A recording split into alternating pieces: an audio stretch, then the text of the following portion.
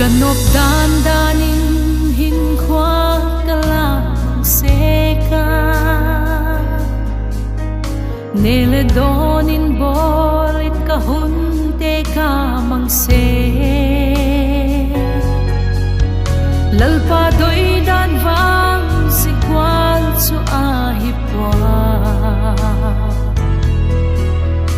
Amma doi dan vang hinkwa thiang mat ahi Katat sa ka ngay tuale ka nung timte Papatyan la sungin ka hong kilan hi Kahun siya sa te kagit law na te ho Ngay dam tak lâu hi ma leng e ngai dami Nang mau chu pathian chen na in la hi ve Quan ne sia in chu asu sia chu Amau chu le pathian in su se ding ai Sia in thiang thâu chu nang mau la hi ve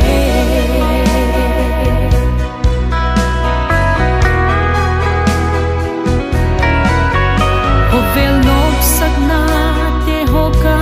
thil vel changi Doi ding atam se poi mo ding atam nge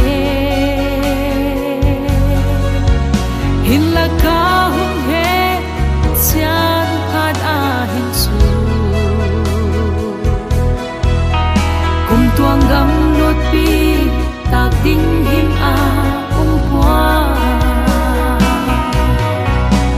Nang mau chu pathian chen na in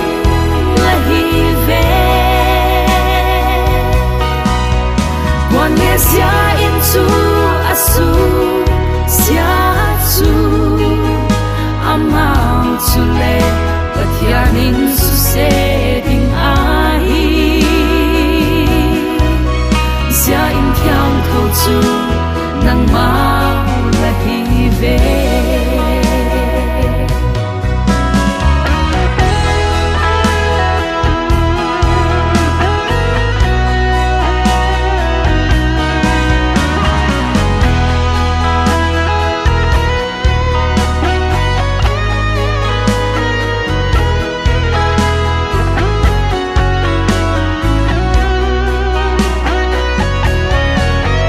Dam sung hun chom cha imat sung ahin Swabi boy na te itwa ding atam Male lal pa khun in ki kol sa sing he Nisin Bible sin le pau chap zing Nang mau chu pathian chen na in la hi ve Quan ne sia in chu asu sia chu Amau chu le pathian in su se ding ai